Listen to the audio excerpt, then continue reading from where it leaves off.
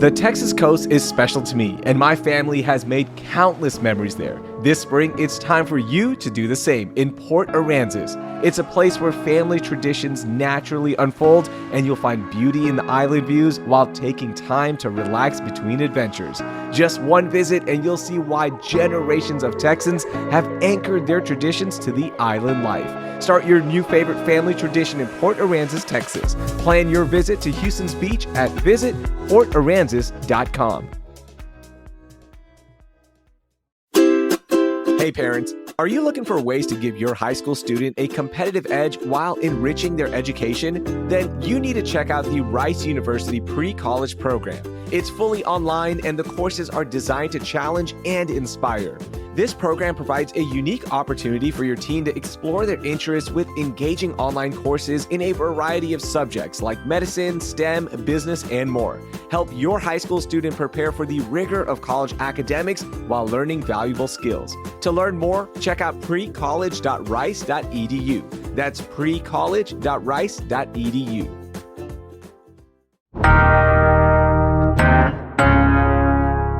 Today on CityCast Houston, we got all the tea on the Macho Girl controversy that's gone viral. Plus, there's a new type of party sweeping Houston, and I really want to go. Let's talk food with Cron.com's food reporter, Erica Cheng. It's Wednesday, April 2nd. I'm Raheel Ramzanali, and here's what Houston's talking about. Erica, I don't drink. I'm not a big partier. I don't rave. But I saw this new trend that is sweeping the world, and it's now coming to Houston. These are coffee party raves, and I'm kind of game to go, okay? What do you think? Okay. Do these people have jobs? I think is my first question. When are you partying? That being said, yeah, I'm down. I don't know. Okay. Yeah, it's not a weekday thing. This is more of a weekend thing. So because Gen Z is drinking less alcohol and they're opting for more mocktails, THC infused drinks, but don't say that out loud because Lieutenant Governor Dan Patrick might come for you. So these coffee raves, because, they don't want to drink alcohol, are becoming a big thing. They're like, I still want to party, but I don't want to drink. So let's get the next best thing, which is a good cup of coffee or a latte. And they're like actually raving. This isn't just show up to a coffee house with some good music blasting. No, they are fist pumping. They are going for it. And it looks amazing.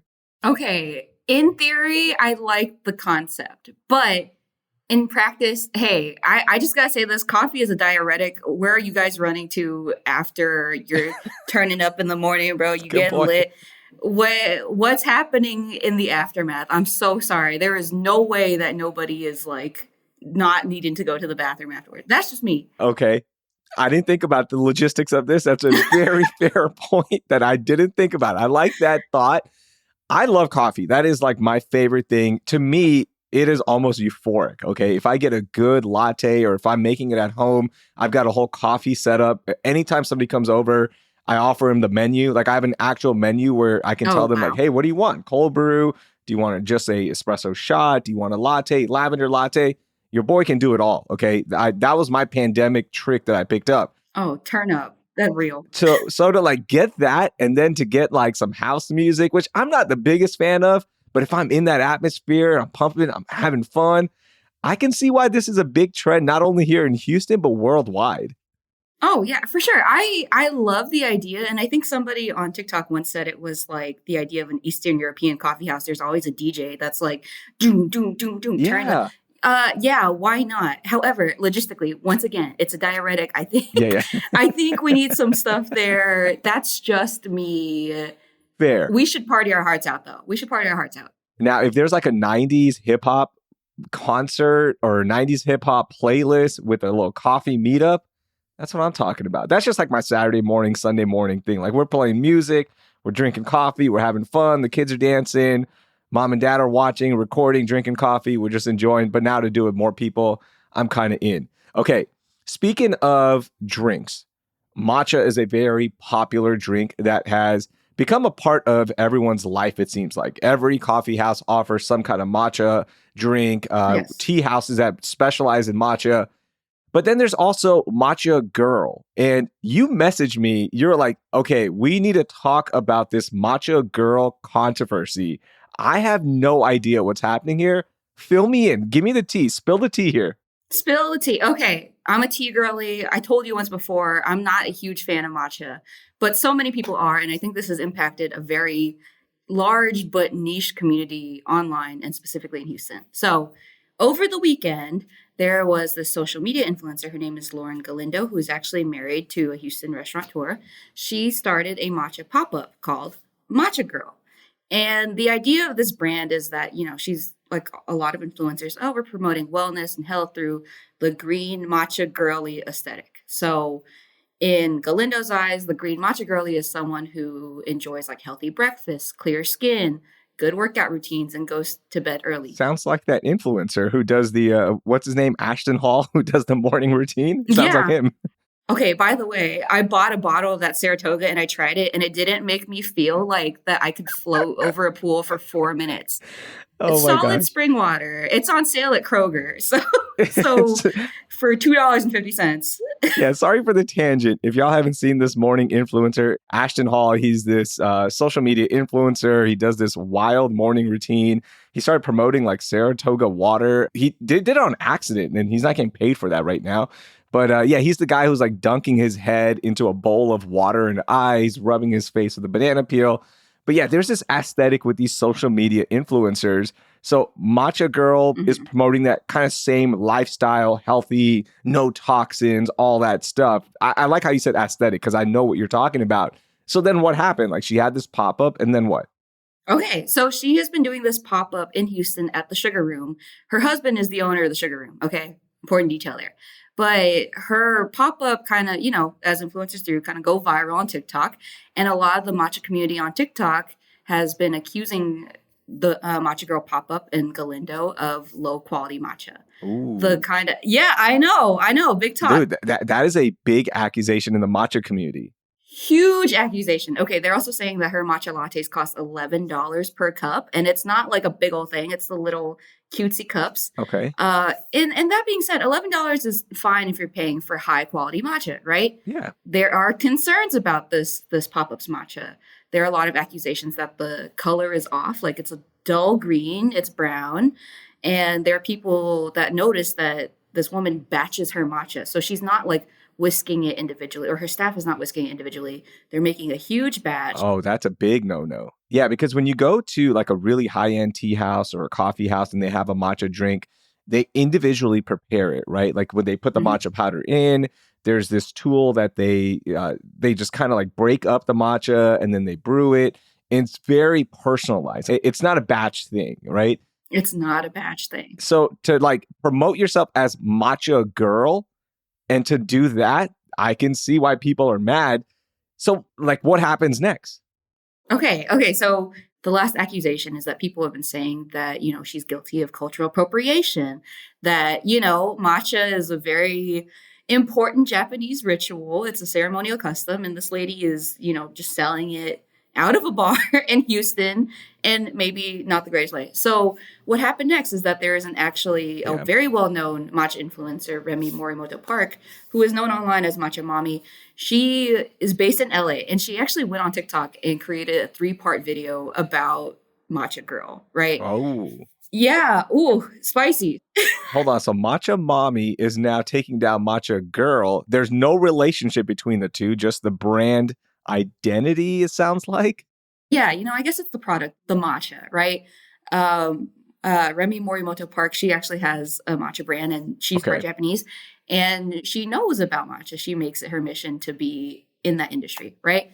Her videos on this controversy was actually like very interesting. So what Park said was like, that dull color, it can be attributed to several factors, right? Maybe the milk used or the type of ceremonial grade matcha used. And what we learned through this is that ceremonial grade matcha is like pretty unregulated. You have different tiers of like fancy matcha, fancy ceremonial grade matcha, and like the bottom tier ceremonial grade matcha. And, they can vary by color and things like that. So this influencer, Matcha Mommy, she noted that a lot of matcha cafes are guilty of using low quality matcha, right? And she gave Matcha Girl props. She was like, that matcha is not as bad as it could be, Maybe it's the milk changes color. Maybe it's the batching. But Matcha Mommy cautioned other people and said, hey, don't start a business without knowing your product. But she also said that batching matcha is convenient, but only if you have high turnover in your cafe. So now what happens next with this controversy? Is Matcha Girl going down? Are people still supporting her? Is there a boycott or anything? You know, I actually went, as you were talking, to look at her website and her shop, and I'm going to boycott her just because she's selling $75 sweatpants that are just gray, and it literally just says Matcha Girl. Like, come on. Also, that's the other thing. So the sweatpants, the thing I found really funny about that is like the logo's right on the crotch. I don't really understand that. Welcome to 2025, Erica. What's up? You're right. You're right. My bad. Where else would you put a logo? Yeah, who am I? Who am I to say?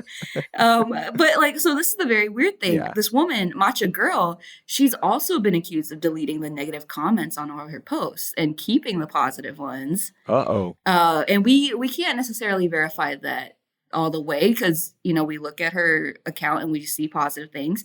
That being said, it looks like the pop-up is still doing well. She hasn't announced next dates. She hasn't said anything. There's like Instagram stories of people loving this matcha. There's TikTok reviews of people being like, hey, I went there. It was actually pretty good. There's TikTok reviews of people being like, I went there and then I had to go home and make my own matcha because I wasn't feeling it. Erica, to be fair, like if you're going to do a pop-up, there's going to be diehards who are all in on matcha, right? Like if I go get a latte from a pop-up and I'm like, this wasn't the best, I don't know the influencer. There's going to be people who've never had that quality of a latte. Like maybe on a scale of 1 to 10, that latte, right? We'll take this, for example. It's really a 6, but I'm used to a 10. But if you come in, Erica, and you're like a newbie, that 6 is fantastic. For sure. Right? So I get like both sides of this. And Matcha Girl, it seems like it's more of an entry level into matcha for people who haven't, you know, enjoyed a drink or gone to a really high-end tea house. So I understand why people are mad and why people don't like it, but that's in anything. It's going to happen. Yeah. So, you know, shout out to her for trying to launch a brand and having the connections, right? Her husband is a restaurateur and you got the room to do it, then do it. But yeah, always be wary with like new pop-ups. Yeah, 100%. I agree. I think that there's onus for us as consumers to figure out what we're eating, where we're getting it from. And on that end, there are so many actually solid matcha cafes in Houston. I can't lie. So many. Kohiko all the way in Sugarland. I love that place. They really care about their matcha. And hey, if I want to drive 30, 40 minutes to get that and support a local business, that's on me. Yeah, that's on you. Or learn how to do it yourself. Another thing that's happening in Houston right now, which I don't, is our city changing? This is a question that I'm asking before I tell you the story. But there are a lot of new membership-only bars that are popping up in Houston right now. And it's starting to like compete with other big cities like New York and LA. And what I mean by this is some places will charge you $2,000 a year just to get access to this bar. And once you get in there, it's no photography. It's only limited access. You still have to buy high-end drinks. There's one that opened up actually in Toca Madera, which is a big Mexican steakhouse here, popular. And the secret room is called Door 33. And it's $2,000 a year to access, Erica. Are we changing as a city? Like, are we becoming New York or LA? God, I hope not. I really hope not. Once again, I think it comes down to consumerism, right? And, you know, on that end, there is a Dallas-based wine club that's opening up in Houston. I wrote about a few months ago. It's called 5570, which refers to the humidity levels and the temperature that wine should be stored at. And the crazy thing about this wine club, it has been called a country club for wine enthusiasts, right? Initiation fees. Hold on. Initiation fees? Hold on. There's an initiation fee just to get into this place? Yeah, isn't that crazy? So initiation fees, they vary between $4,000 to $5,000. Get out of here. Okay, but on top of that, allegedly there are monthly fees between $299 to $999. So $300 to $1,000 based on your tier. Oh my gosh. What are we doing? I'm going to say this. Hold on. I'm hating from the club and I can't even get in, right? Like I'm hating from the street. Sorry to them. But I kind of want to see what's up. At the same time, I'm like, how is this sustainable? There's people with money out there that want access and they want to be the only ones with that access. That's why country clubs have always been popular around the city of Houston, right? You get access to something nobody else has. You could just go to a normal golf course or a gym or a pool, but because you have that access, because you have all that money that's just sitting there, you want to be exclusive, right? So it's that same concept, but just to get access to a bar, like I hope they throw in a members only jacket, which was of course so popular in the 80s. I hope there is that, because then I'm kind of in for $2,000, a members only jacket. Like that's kind of hot. I wasn't alive for that era. I'm so sorry. My bad. Not to call you old. You just called me old. It's cool. No, it's cool. Okay, you're No a worries. little older than me probably. But I mean, okay, see on that end, there are a lot of amenities at this place, right? 5570, that's that private wine club. Apparently the club has a daily rotating menu of snacks, sushi, meals, and they, aside from wine, they do spirits and cocktails. They have sommeliers.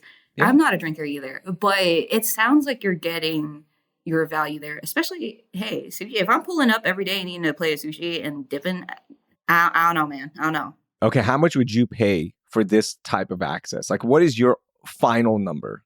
$0.00. Free 99. Come on. Okay, what if they said, Erica, we're going to hook you up for $250? You doing it? No. No? Dude, okay, I share my Netflix with my sister, bro. I'm not paid for that. Like, I'm so sorry. I balk at the Spotify fee. Okay, like this is me. I think access should be available for everybody, right? And even if it's fancy wine, that's the other thing. Why are you just not a restaurant and you sell wine by the glass that's fancy, right? Why not that? Why don't you just have an extensive wine program? Why is there the need to cater to exclusivity? Hey, if people are paying, then you charge them. That's it. That's it. If people are willing to pay an extra $2,000 a year for something they could just get somewhere else, then you charge them, right? I guess it's that privacy, that no photography. You don't want to be caught with your side chick. I don't know what it is. Oh, I don't know. You don't want to be caught. That's where you're going to that door 33. You do you, okay? So that's totally fine. Hey, man.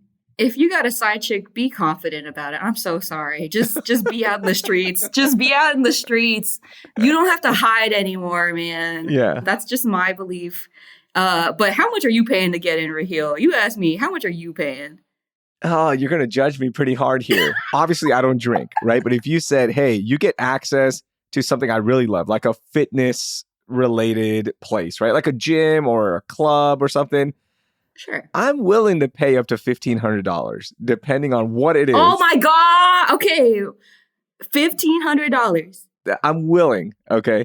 If you tell me I get to go to this gym that has a pickleball court, a basketball court, unlimited egg whites and coffee, okay. you get access to a trainer, and it was $1,500, your boy is signing up. But only if there's also a coffee rave, okay? If they're doing coffee raves, I'll bump it up to $2,000. Bro, it's tax season. You cannot joke like this. Put me on the phone with your accountant right now because I'm going to tell him what's up. Oh my gosh. Insane work. I told you you're going to judge me. I know. Yeah. I know. You become your worst enemy. I know. I have become that person. Hey, the older you get, I get it. So I kind of, everything I just said is just like canceled out because I would totally do it if it was like a fitness related thing. Okay. It's just based on what you're down for. Yeah. What you're down for. No judgment. This episode is brought to you by Progressive Insurance. Do you ever find yourself playing the budgeting game? Well, with the Name Your Price tool from Progressive, you can find options that fit your budget and potentially lower your bills. Try it at Progressive.com. Progressive Casualty Insurance Company and Affiliates. Price and coverage match limited by state law. Not available in all states. Last week was our first playoff game, and my plaque psoriasis was so itchy under all my gear. Sometimes just thinking about scratching could take me out of the moment. And then my doctor told me I could get clearer skin with a pill called Otezla. Otezla apremilast is a prescription medicine used to treat adult patients with plaque psoriasis for whom phototherapy or systemic therapy is appropriate. Otezla can help you get clearer skin after just 4 months. Okay, ready for the next game. Talking to my doctor about a pill was a total game changer. Don't use Otezla if you're allergic to it. Get medical help right away if you have trouble breathing or swallowing, swelling of the face, lips, tongue, throat, or arms. Severe diarrhea, nausea or vomiting, depression, suicidal thoughts, or weight loss can happen. Tell your doctor if any of these occur and if you have a history of depression or suicidal thoughts. Live in the moment. Ask your doctor about Otezla. Call 1-844-4-OTEZLA or visit Otezla.com for prescribing info about cost, and more. Erica, baseball season has started, and there's something that's been on your chest, okay? Get it off, because you were hitting me up. You're like, I cannot stand this stuff. This is your moment. The floor is yours. What is bugging you, Erica? I remember the last time I was on here talking about the rodeo and how we need more food options at the rodeo. I stand by that. And I stand by the fact that Minute Maid / Daikin Park, I stand on the fact that they should have more options, right? However, when I'm going to the ballpark, I am not eating those options. And I feel like such a jerk for it. I think more people should have what they want. But there are some things on the Daikin Park menu that I think are a little clumsy, right? Like, if we look back at the history of Minute Maid Park, we see things like Astra Nachos, which are these like stacked nachos with, I don't know, sometimes they got like sausage on them, sometimes they got brisket, whatever. And I love for people to have that option. But the first thing that I do when I go to a baseball game, I'm buying a corn dog, because that thing is on a stick and I'm like one-handed. Yeah. It's not that messy. I think some of the things wrong with baseball park food is that it is like so messy, and more of it needs to be like single-handed, easy access, simple. I might get a lot of flack for that, because some people, hey, they love drinking the El Tiempo margarita. They love, eating a beef rib at the ballpark or something. Yeah. Not me, man. You just want something that's more accessible. It's easier to eat. You're not looking to carry a helmet full of nachos, which you wrote a really interesting story about the 7 new items at Daikin Park, which again, Minute Maid Park, right? But they always introduce new stuff. And I was looking at that list, and I'm with you on this one. Why are we carrying a big helmet full of nachos? It is so hard to eat. Now, if the seats had a lot of room and people weren't walking by you, I get it. Like, yeah, you want to enjoy that. We were actually at the Rockets game for our CityCast Houston pregame mixer, and I bought a burger, okay? It was so hard to eat a burger in my seat. Like, I felt so uncomfortable. Executive producer Laura Eisensee was with me. There's actually a listener sitting next to me as well. And my elbows were hitting them. It was so awkward. Then you're like trying to wipe your mouth because you got mayo on it, and you're trying to watch the game. You're like awkwardly holding your knees up so you can rest the plate. They don't think about the accessibility in this when they launch these really viral food items at ballparks and stadiums. For sure. We're even going to gloss past the fact that you put mayo on your burger. We're glossing way past that. But come on. It's the best. But you're so right. You're so right. And I kind of got to thinking about this when I was talking to some rodeo vendors, specifically Asian Streetness. And they had said, like, you have to kind of craft the rodeo food to that festival atmosphere. It kind of has to be handheld. And part of me is like, does that translate over to the ballpark? Because one, you can't really sit in that tiny little seat and eat a burger out of your lap. Way too small. Yeah. Way too small. But on the other hand, if you're standing next to the Pluckers bar and eating, that's a little hard too. Yeah, then you're missing the game. Or if you're in the Shake Shack area, you're missing the game then. It's hard to eat. Like, you don't have room. It's a little difficult. Yeah, I get it. So, okay, I'm with you on this one. Let's try to be more mindful of what we create, Daikin Park and the team out there, because Erica just wants to be able to eat and not bump into people. We agree. Yeah, we agree. We definitely agree on this one. Erica, there's no love lost between us and Dallas. All right. We don't like them. They don't like us. And we specifically don't like them when they try to introduce restaurants from their area into our area. So Mi Cocina launched here in Houston, which is a Mexican restaurant, and it's popular in Dallas. Like, they've got 20 plus locations in the Dallas area. They're done here. It didn't last at all. What happened?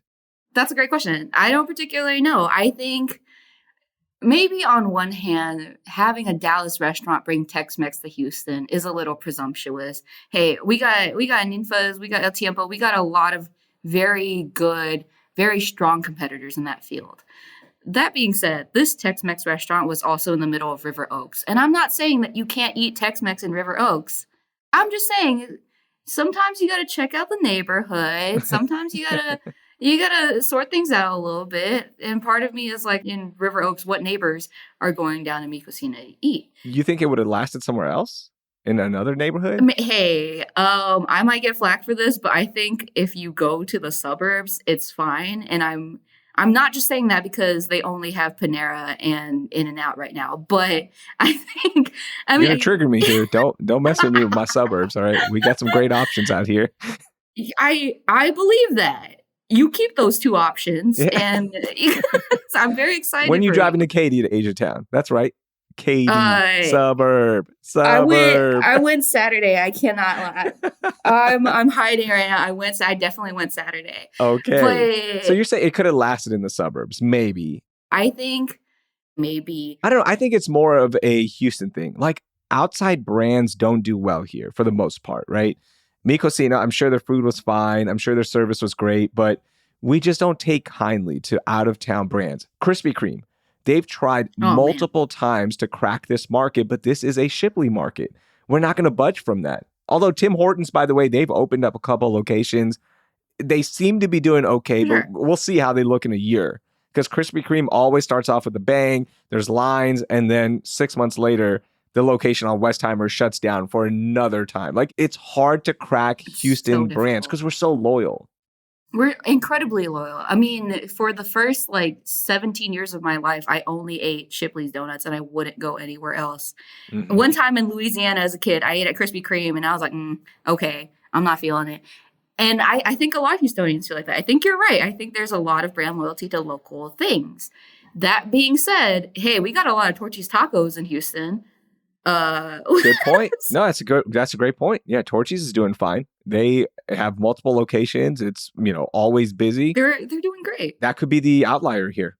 For sure. Cane's does great here. I'm pretty sure Lane's does well here as well.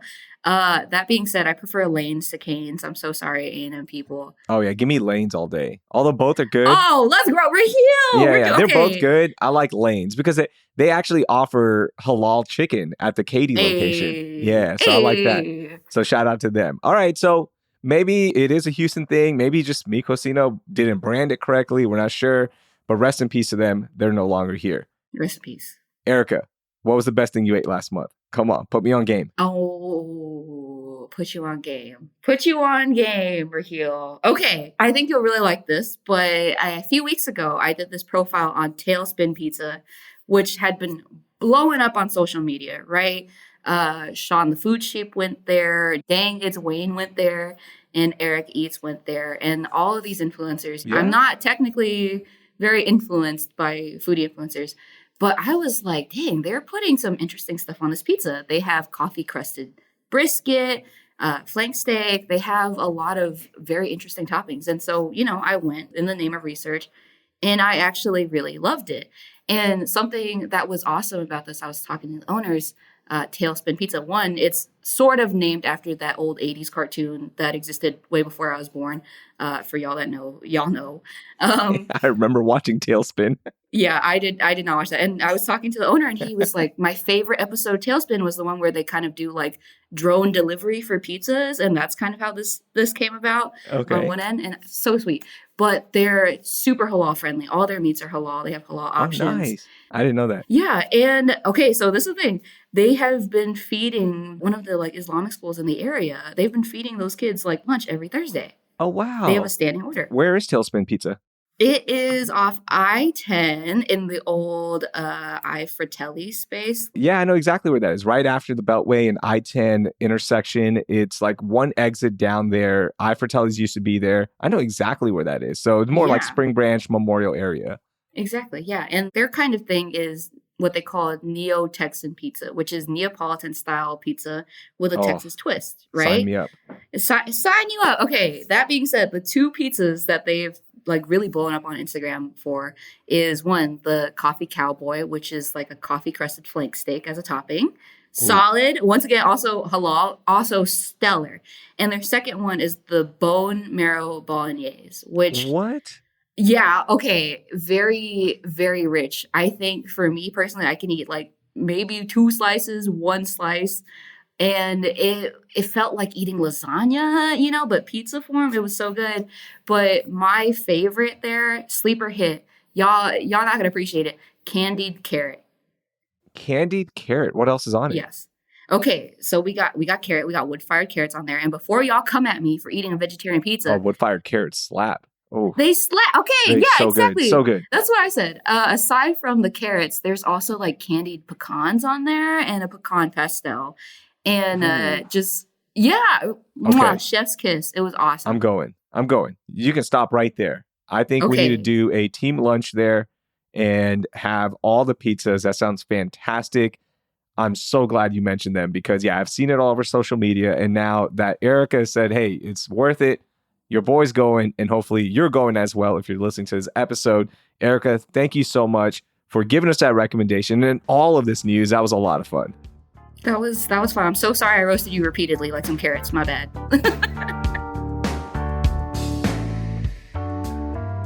That was Erica Cheng. You can check out all her work on Cron.com. And if you want to learn more about those coffee raves that I'm so excited about, plus all the other stories, you can check out the links in our show notes. And while you're there, be sure to subscribe to our daily newsletter, Hey Houston, and of course the podcast as well if you're new here. Now, for my regular listeners, help us grow the show by sharing this episode with 3 of your coffee-loving friends. Word of mouth really helps us out. And be sure to drop us a rating and review as well. Thanks. That will do it for today. I'm Raheel Ramzanali. Thank you for listening, and I hope you learned something new.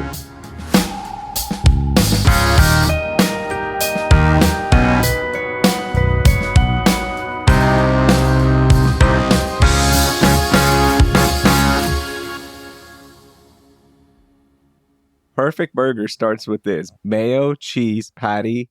Then you go cheese, grilled onions, normal onions. No. And then if you want to put another sauce on top, that's fine. But mayo for me. No. Mayo is not a sauce. It is at most a glue. If you want to put like a burger, like a special sauce, that's fine. I'm game. No. I just need those 3 things and I'm good. That's fine. You're allowed to have your opinion. You're allowed. Don't You're allowed. put lettuce on it though, or tomatoes. Why are you mad at greens and fruits? I don't need water content on my burger. We're saving this. We're tabling this conversation for later.